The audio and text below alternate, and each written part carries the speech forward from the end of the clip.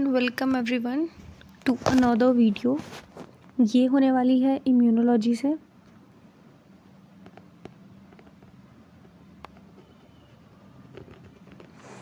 Immunology में होने वाली है और टॉपिक रहेगा हमारा एंटीजेंस। तो टर्मिनोलॉजी और डेफिशिएंसी जो डेफिनेशन है एंटीजेंस की वो होती क्या है।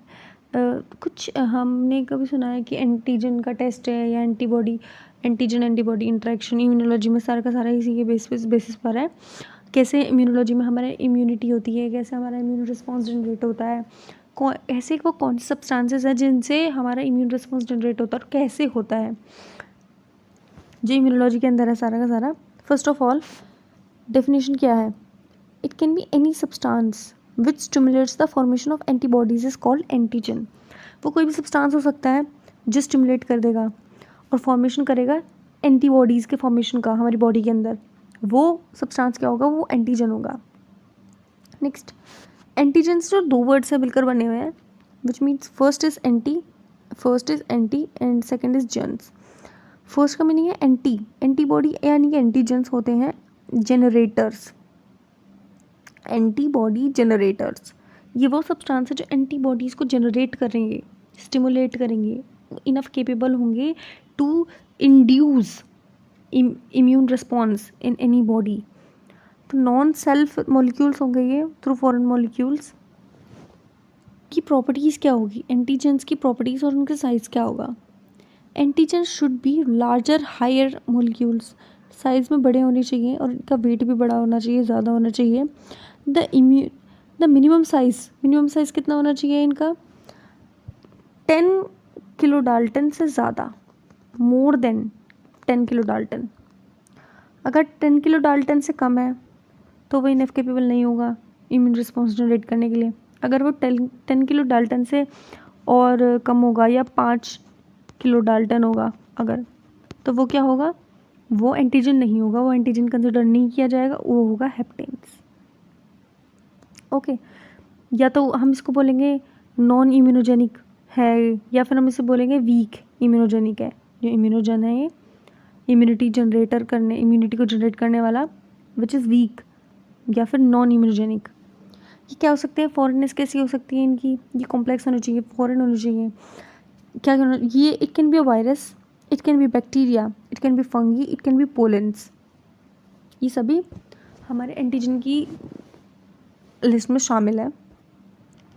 नेक्स्ट, एंटीजेंस कितने तरीके के होते हैं, ये 3 तरीके के होते हैं। इसमें है एक्सोजीनस एंटीजन, एंडोजीनस एंटीजन और ऑटो एंटीजेंस। सबसे पहले एंडो एंटीजेंस क्या होते हैं। ये एंडो एंटीजेंस होते हैं, ये वो एंटीजेंस हैं जो बॉडी के अंदर प्रोड्यूस होंगे। ये कैसे होंगे, इन्फेक्टेड सेल्स के थ्रू ही इंड्यूस होंगे। ये यूजुअली कैसे होते हैं, ये वायरल हो सकता है, बैक्टीरियल हो सकता है, प्रोटीन्स हो सकते हैं जो सिंथेसाइज होंगे होस्ट सेल के अंदर। अब इसको एक बार डायग्राम की हेल्प से हम देख लेते हैं कैसे होगा एक्चुअली।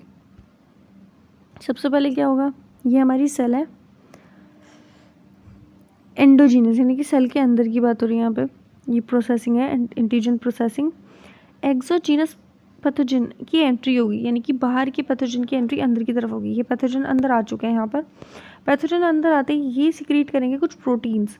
वो प्रोटीन्स कैसे होंगे, प्रोटियोसोम से जाएंगे, प्रोटियोसोम के पास जाएंगे और यहाँ क्या होगा, एंटीजेनिक पेप्टाइड्स रिलीज हो जाएंगे। ये जो ब्लू है एंटीजेनिक पेप्टाइड्स रिलीज हो गए। ये क्या जाएंगे, ये क्या है हमारी, ये है ER, एंडोप्लाज्मिक रेटिकुलम। क्या होगा, यहाँ पर टैप जाएगा, फिर ये जो एंटीजेनिक पेप्टाइड्स हैं ये इसके अंदर चले जाएंगे। यहाँ पर हमारी हैवी चेन्स जो प्रेजेंट है HLA, HLB और HLC इसके पास जाएंगे। उसके बाद यही जो हमारे हैवी चेन्स है, हैवी चेन्स इन एंटीजेनिक पेप्टाइड्स को आगे रिलीज़ कर देंगे। ये यहाँ से ऊपर जाएगी, ये रिलीज़ हो जाएगी, ये जाएगी MSC क्लास 1 रिप्रेजेंटिंग, ये MSC क्लास 1 को रिप्रेजेंट करेगा। जो TCR पर जाएगी, जो CD8 हमारा CD8 प्लस T सेल है, ये इसका क्या है, ये रिसेप्टर है और ये कुछ इस तरीके से काम करता है। नेक्स्ट है एक्सोजीनस एंटीजन। एक्सोजीनस एंटीजन ये वो है, जैसे नाम से पता चल रहा है एक्सोजीनस यानी कि बाहर की तरफ, एक्सोजीनस एंटीजन एक्सोजीनस एंटीजन ये वो है जो बॉडी के आउटसाइड मिलेंगे। ये कैसे हैं, यूजुअली किन चीज़ों से एसोसिएटेड हैं, ये एसोसिएटेड है पैथोजन से, जैसे कि बैक्टीरिया हो सकता है, वायरस हो सकता है, पैरासाइट्स हो सकते हैं, हेलमिन्थ्स भी आएंगे इसमें। These antigens are internalized by antigen presenting cells, यानी कि APCs कहते हैं इनको शॉर्ट फॉर्म में, which processes present them T cells initiating an immune response। एक बार डायग्राम की हेल्प से और देख लेते हैं हम। Here is exogenous एंटीजन की एंट्री होती है, फिर उसके बाद ये एंडोसोम बन जाएगा, एंडोसोम जाएगा लाइसोसोम। जब ये दोनों कंबाइन होंगे तो यहाँ पर क्या बनेगा, यहाँ पर पहले से ही क्लिप प्रेजेंट होगा जो उसको संभाल के रखेगा अपने पास, उसको जाने नहीं देगा अंटिल इसका लाइसिस हो जाएगा यहाँ पे जो हमारा एंडोसोम है, तो लाइसो एंडोसोम का कॉम्प्लेक्स बनेगा। आफ्टर दैट आप यहाँ पे देख सकते हो नीचे रफ एंडोप्लाज्मिक रेटिकुलम के पास में यहाँ MSC क्लास सेकेंड है, HLA-DO, HLA-DP और HLA-DR। फिर यहाँ ये क्लिप के पास जाएगा, क्लिप इसे इधर छोड़ देगा तो HLA-D को, फिर ये किसको रिप्रेजेंट करेगा, ये रिप्रेजेंट करेगा MSC क्लास सेकेंड के मॉलिक्यूल को। वहाँ क्या देखा था हमने, वहाँ देखा था हमने CD+A T सेल, लेकिन यहाँ पर क्या है CD+4 T सेल। नेक्स्ट है auto antigen. Auto antigen, auto means automatically, खुद से, एंटीजन ये वो है जो खुद से ऑटोमेटिकली एंटीजन रिस्पॉन्स बढ़ाते हैं। N auto antigen is usually a normal protein, ये कोई नॉर्मल हो सकता है, कॉम्प्लेक्स प्रोटीन हो सकता है, ये DNA हो सकता है, RNA हो सकता है, जो अपने इम्यून सिस्टम को पेशेंट ऑटो इम्यून डिसीजेज को ट्रिगर करा सकता है। ये कुछ नॉर्मल सर्कमस्टांसेस में antigen should be not be targeted to immune system.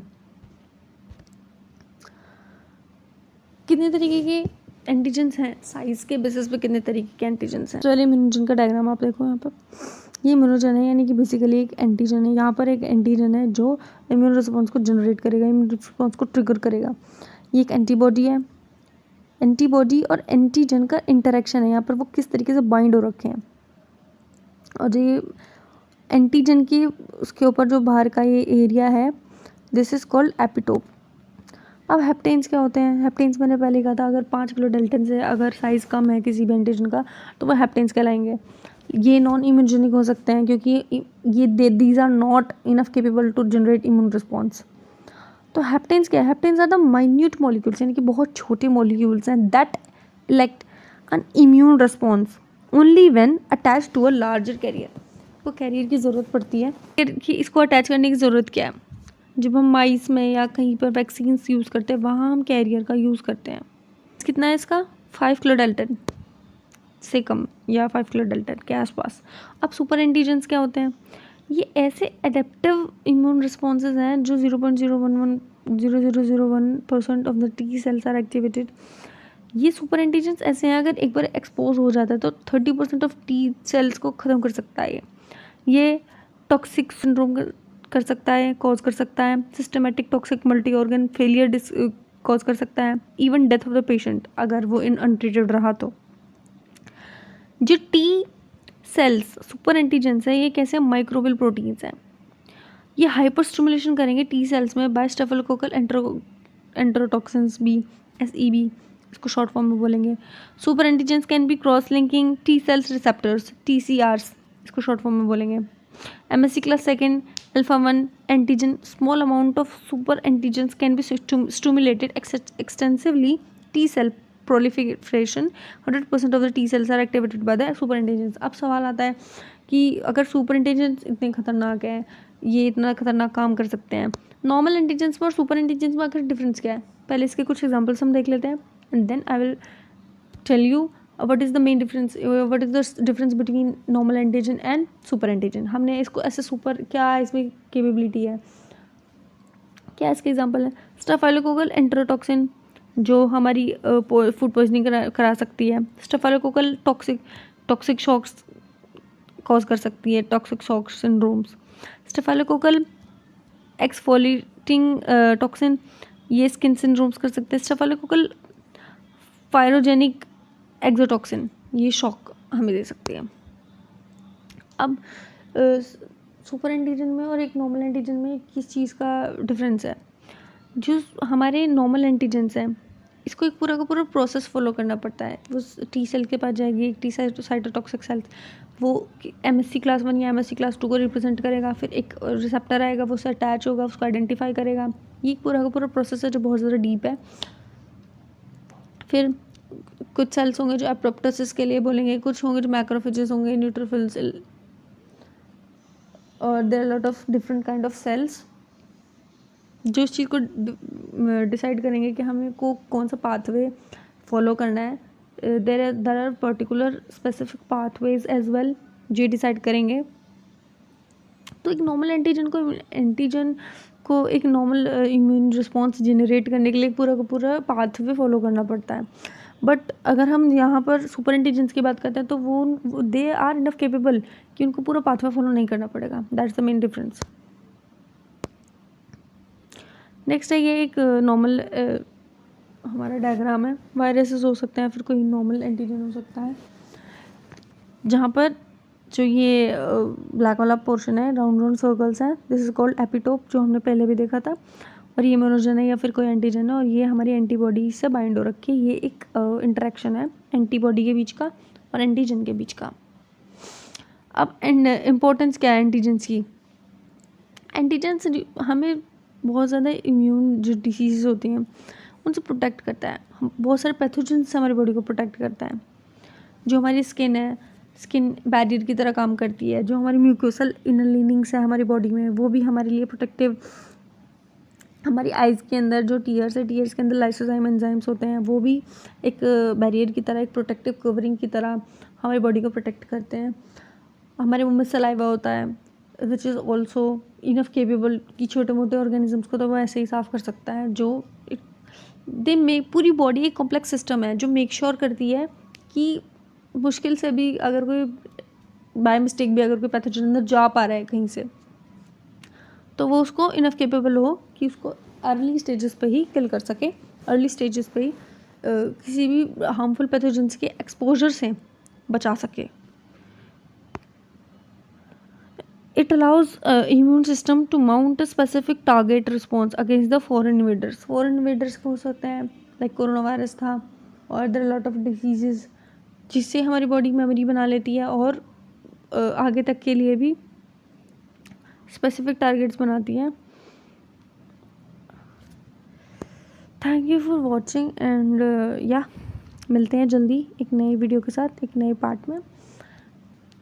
अगर कोई भी सजेशन है तो कमेंट्स में बता दो, आई विल इम्प्रूव इट। और जिसके बारे में भी डिस्कस करना, एक general discussion, normal basic understanding, वो चीज़ हम लोग आगे आने वाली वीडियोस में डिस्कस करेंगे। If you like the video, like, share, subscribe.